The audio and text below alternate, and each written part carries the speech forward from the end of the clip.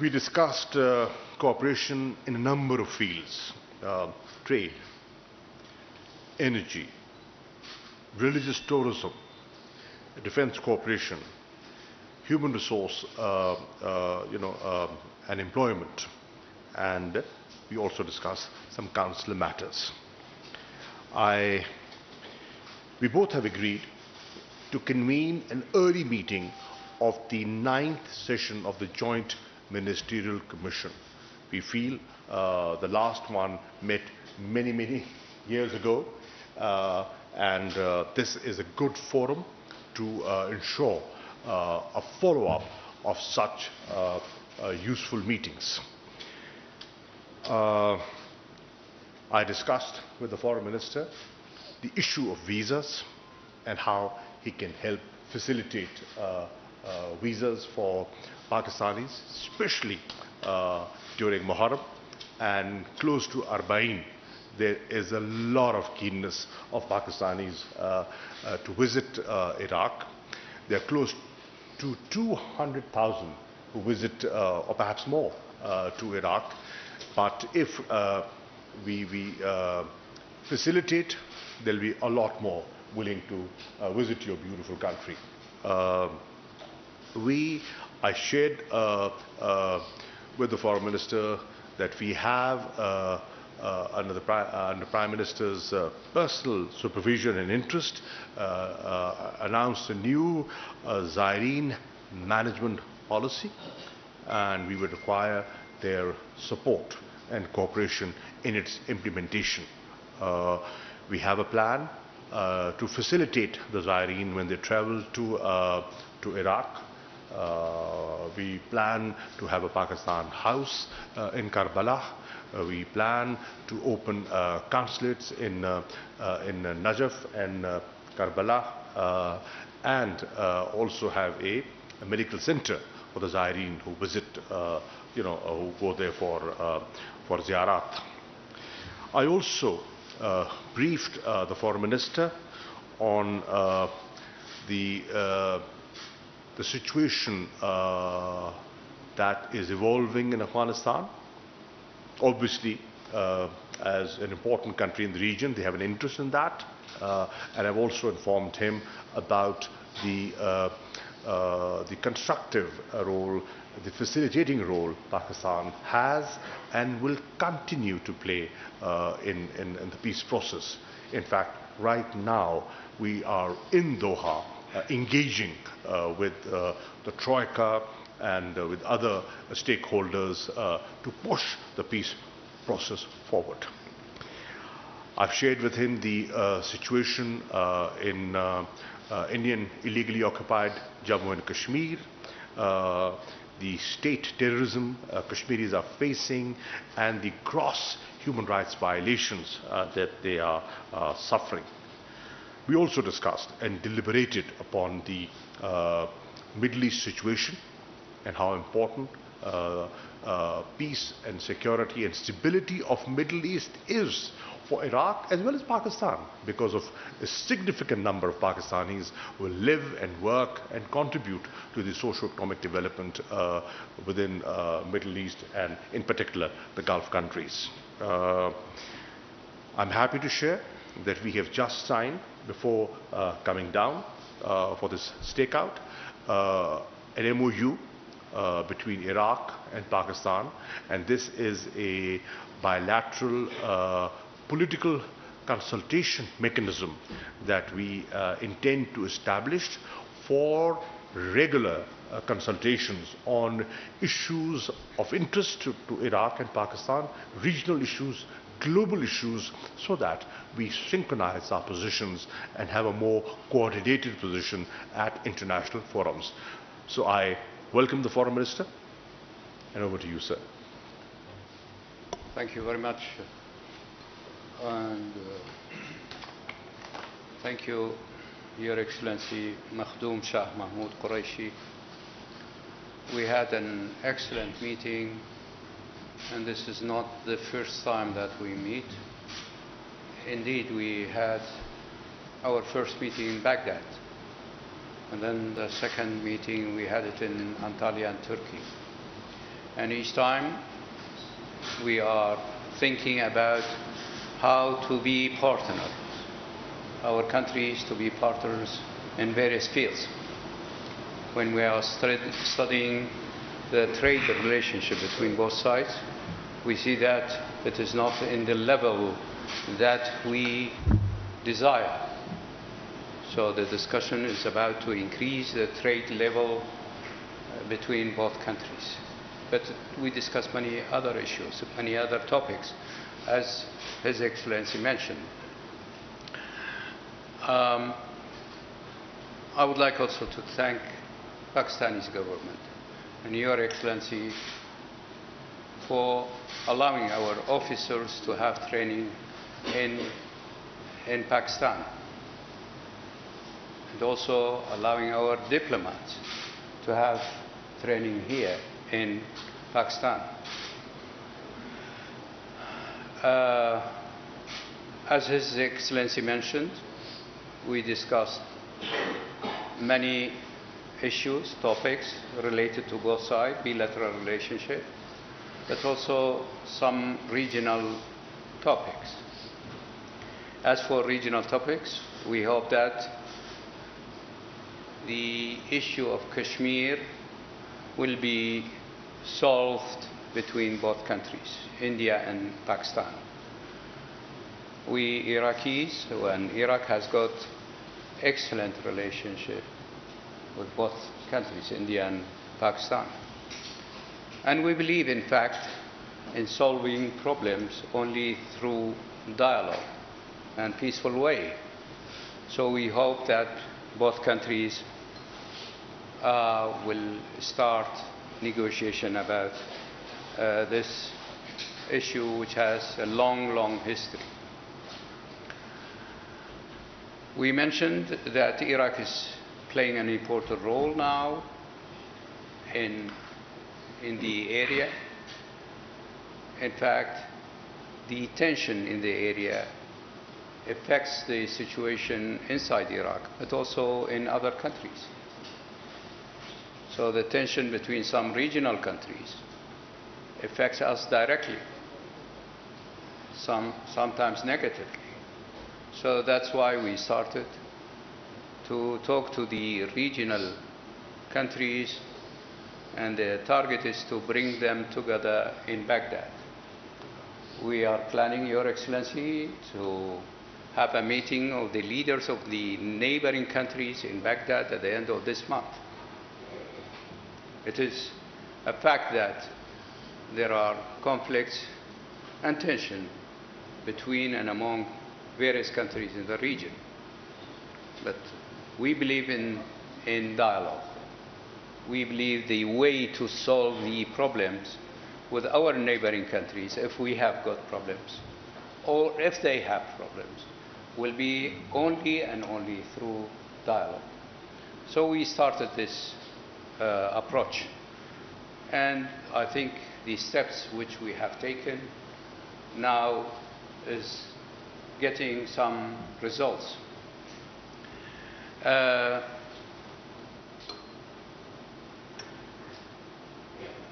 Our Prime Minister has been invited to Pakistan, and His Excellency accepted the invitation, and we are planning together so that we can prepare the ground for his visit. Once again, I'm honored to be here. This is my first visit and first time to be in Pakistan. And thank you very much, Your Excellency, for your hospitality. And I am looking forward to have various meetings with the leaders of this country the coming days. Thank you very much. Thank you, Excellency. And we can now take few questions. My request would be if you could kindly introduce yourself, your news outlet, and also indicate who your question is addressed to. Ji, Amjad.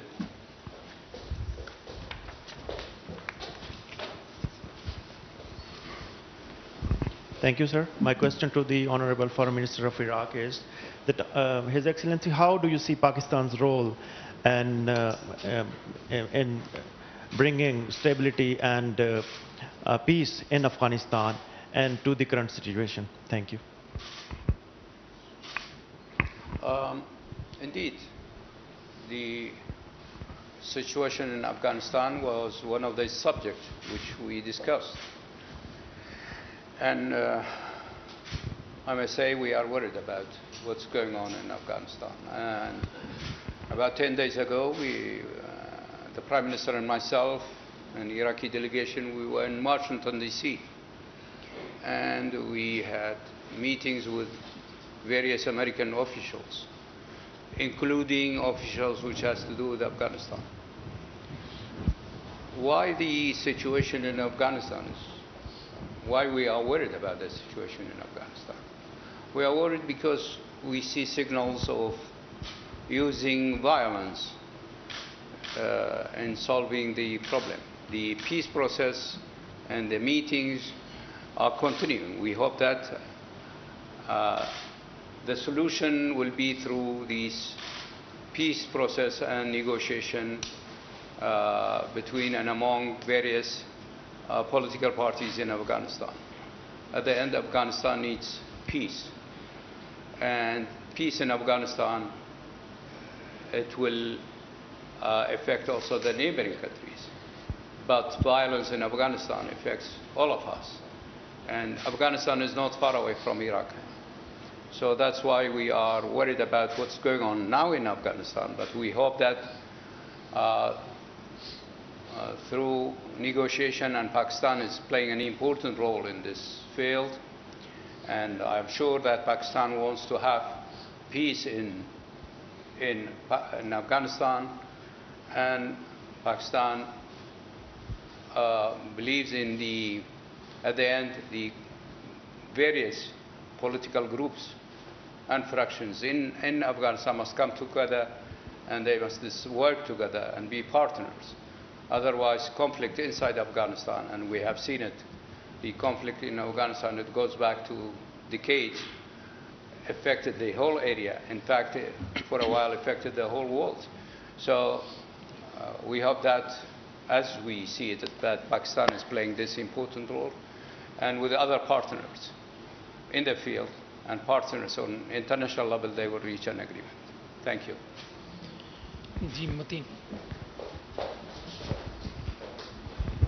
Thank you, Excellency. This is Mateen Haider. I am representing GTV. As Foreign Minister of Pakistan has mentioned about Pakistani Zaireen and the policy of Iraqi government on the visa.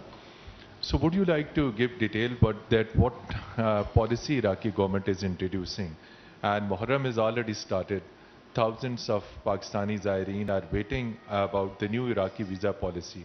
Would you like to explain that what Iraqi visa policy for Muharram and for Arba'in, as our Foreign Minister has mentioned, and when it is going to open the visas for Pakistani Zaireen? And question to our Foreign Minister, despite Pakistan's best efforts for peace and reconciliation in Afghanistan, unfortunately we are witnessing, watching, listening an anti-Pakistan narrative.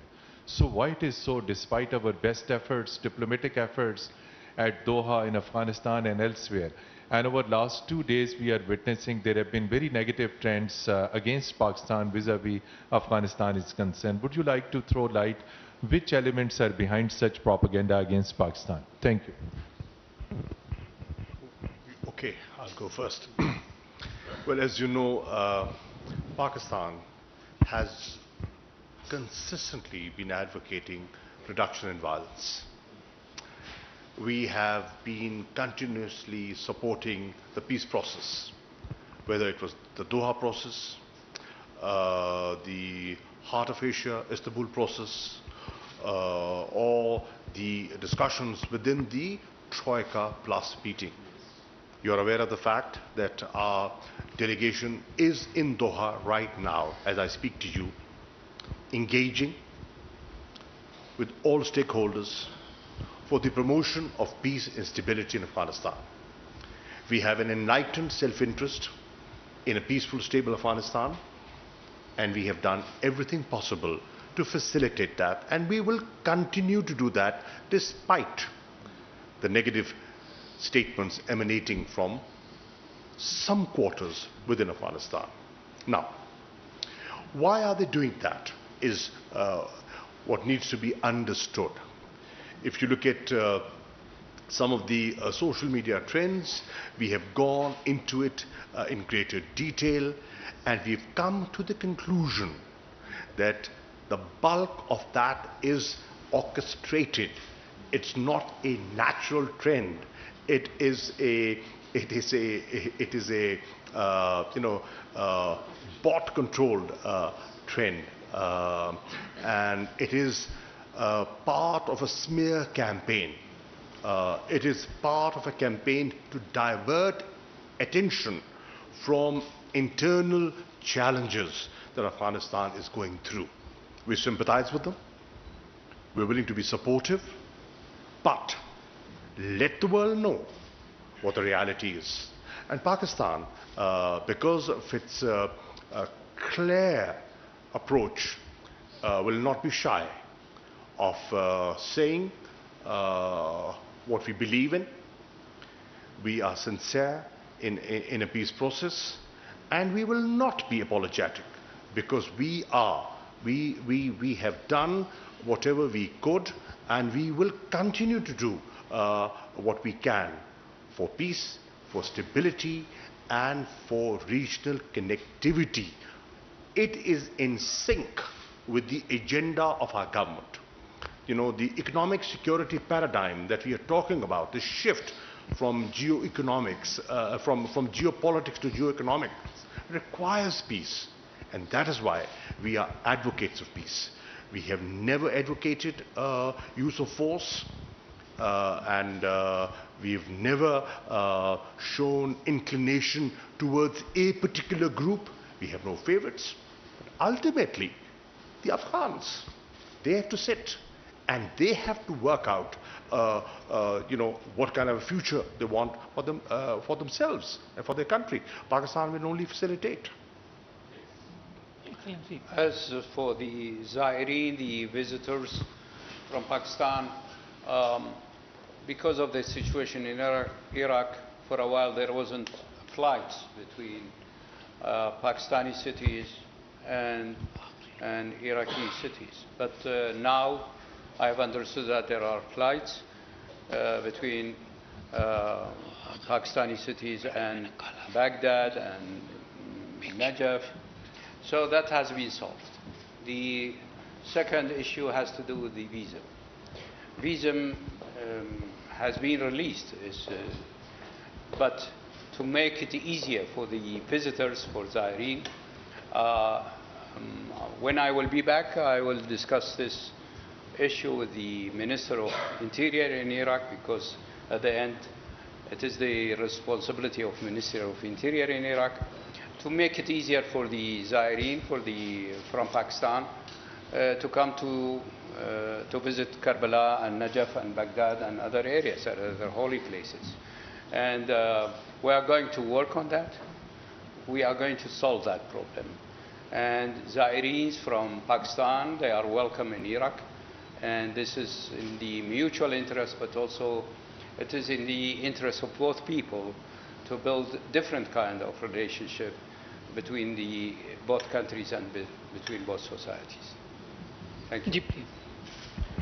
Numanish Mughal from Parliament Times, sir. Welcome to Pakistan in this sacred month of Muharram.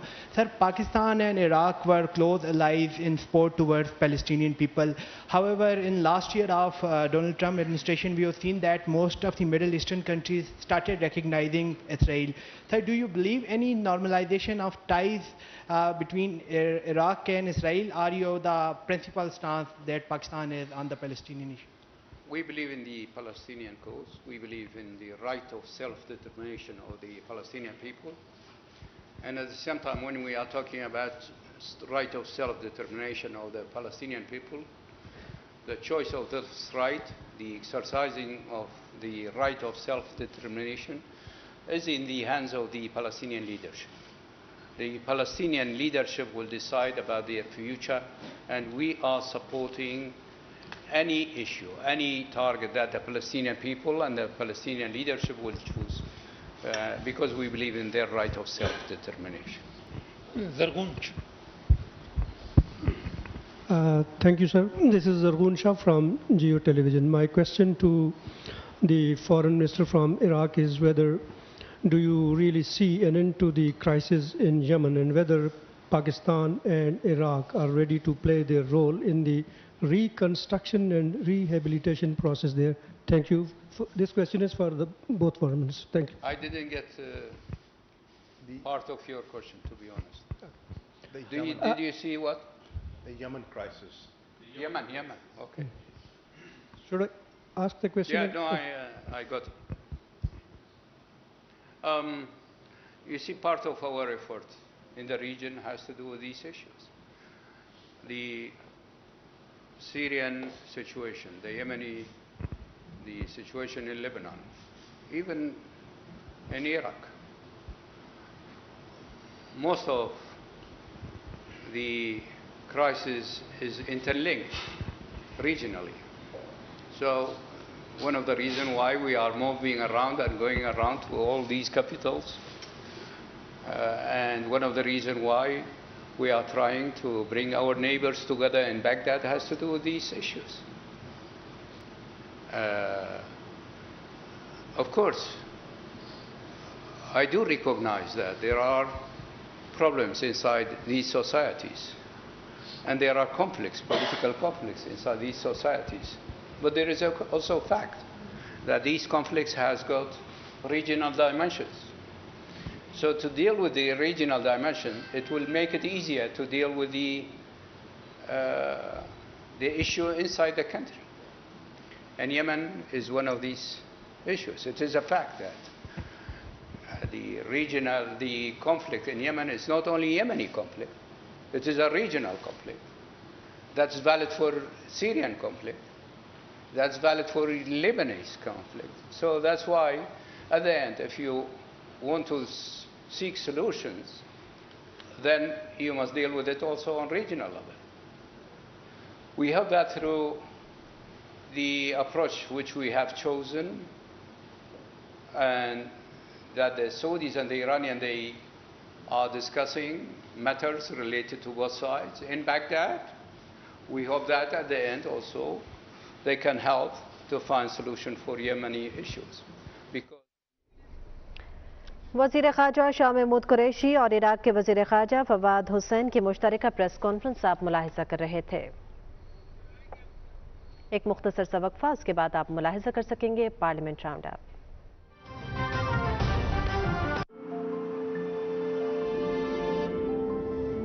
ख्वाब, अज़्म,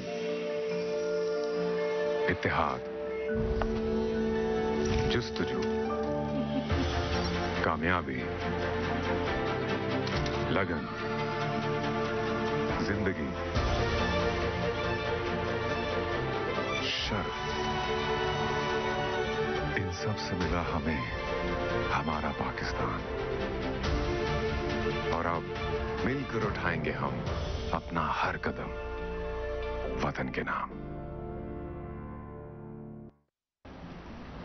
जिंदगी को जीने के लिए only thing that matters, the lifestyle you choose.